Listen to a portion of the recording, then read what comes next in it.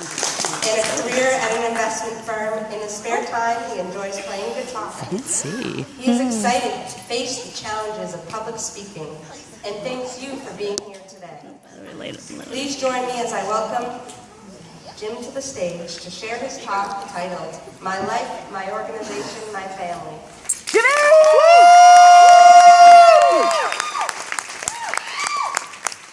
Thank you, Becky. Thank you very much. The first time I experienced an LPA event, the very first time,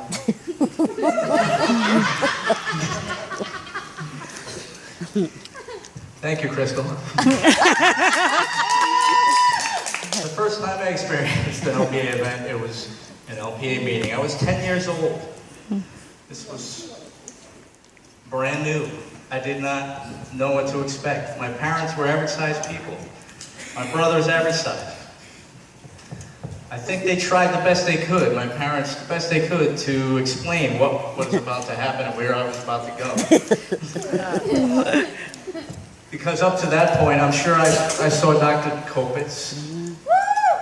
Dr. Kopitz. Yeah. Heyo. Heyo. Dr. Kopitz. Up to a certain point, and I honestly don't remember. I think it was like second grade. I was fortunate enough not, even though he was a beautiful man, I was fortunate enough not to go to him at a certain point. And I went to the LPA meeting. I walk in. I'm 10 years old. I look around. I see all sorts of people gathering, getting food, talking as a group. And the one thing I noticed right away was what kind of welcome I received. What kind of welcome was right there for me. And I remember looking across the room and there was a startling feeling. I'm sure we've all felt for the very first time. I lean over and someone comes up to me and says, "Hey there!" This 4-foot man with a beard, and I was just, "Hi."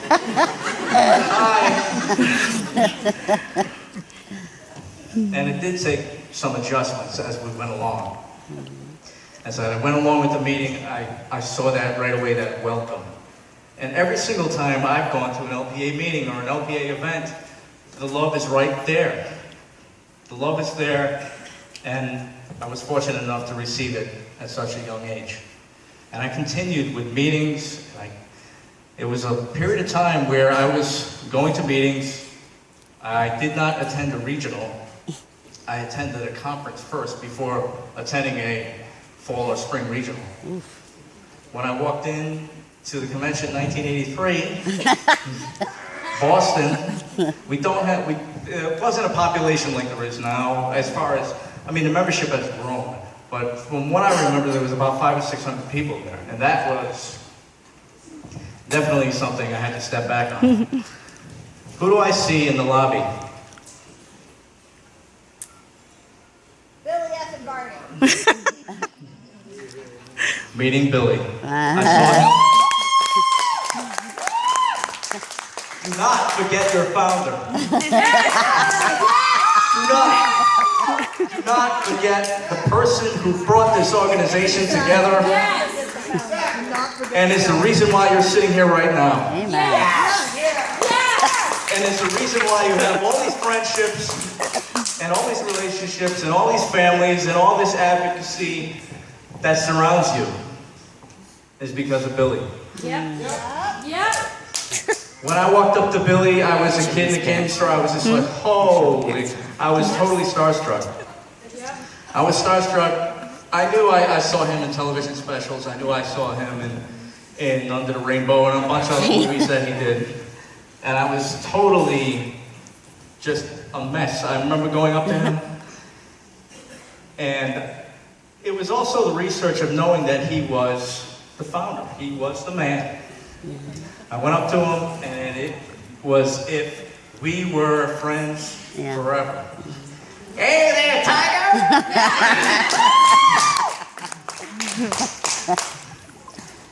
I had my hand out there like I've just met the greatest man in the world. No doubt. The same welcome I received from the first LPA meeting that I went to. Now, as time goes on, I'm going to meetings, and I was very fortunate to have a bunch of kids that were about my age that are my friends today, after 32 years. Thank you. As time goes by, I am continuing with the meetings and the conferences and the love and sitting with kids at the same age as me, talking about everything that we go through, the good and sometimes the not so good. But the support has always been there, always. As I went along, there was a time where I was a little excessive in the organization meeting, and what I mean by that is I loved it so much that I wanted to be there, I wanted to be at the meetings, I wanted to be at the regionals, I wanted to be at the conferences, I wanted to be with my friends, and it took some time. It took some time to say, okay, this is a wonderful organization.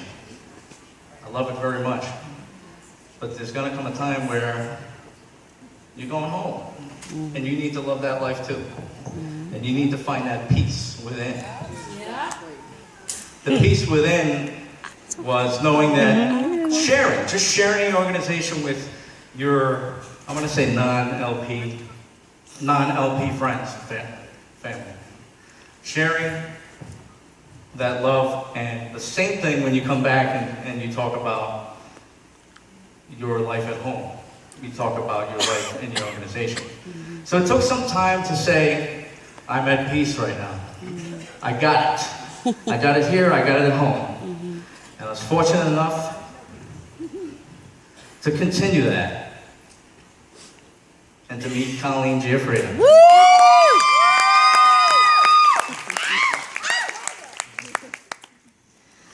And fall in love and have a family.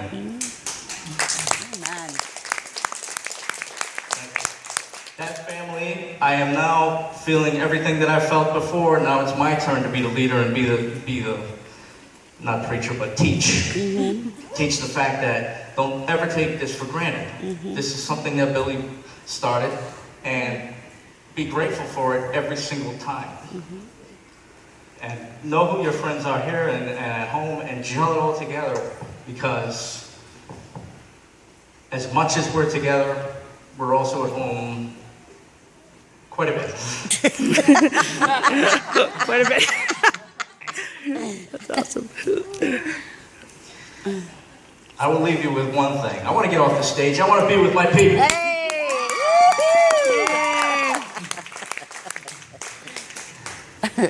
I've been often asked, or sometimes asked, all right, you got a great attitude about everything. That's all great. You got a high, upbeat thing, be positive, wonderful. Colleen and I participated in a biomarine study in San Francisco not that long ago. We were there in support of all of you, I hope. And we were sitting around a table. The gentleman says, all right, you guys are terrific, you have great attitudes, we love all of that. You gotta tell me something that you can't do. Is there anything that you cannot do? And everybody sits there, I can do anything. I've done it all. I can do anything. But a thought popped into my head, and I want to share that with you. I have a cousin who's of average height.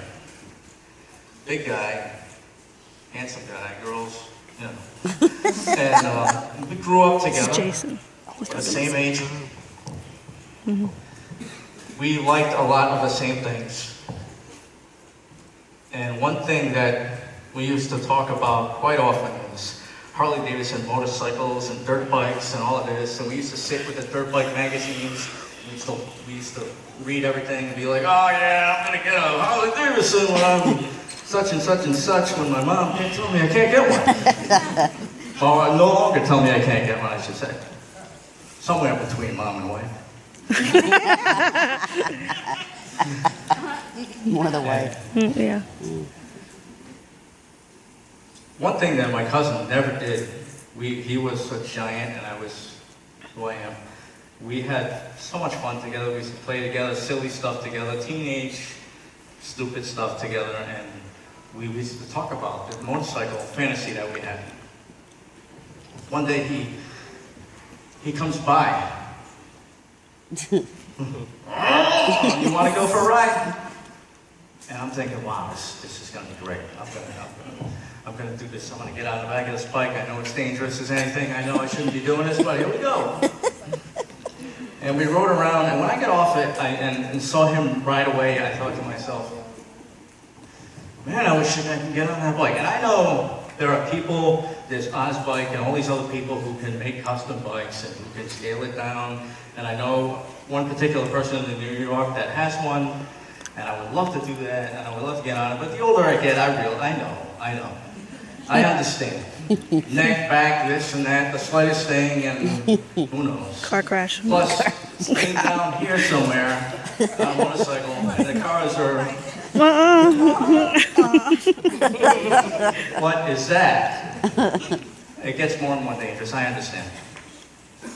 My cousin, now some of you know, I'm shifting here just a little bit. Some of you know that I really enjoy playing musical instruments. I've done it for many, many years now. And it's been a passion, it's been an outlet, and I've been doing that for quite a long time. I've been involved with the LPA a little bit, and other bands, and just normal everyday hobby. I'm sitting there with my guitar one day, I'm practicing. My cousin calls, he's like, hey, what's going on? I said, I'll tell you what's going on. I put the phone right up to the amplifier, and I cranked it, and I was like, when I pick up the phone, he's laughing like crazy. So what are you laughing at? He says, I wish I could do that. Thank you very much. Nice. Awesome.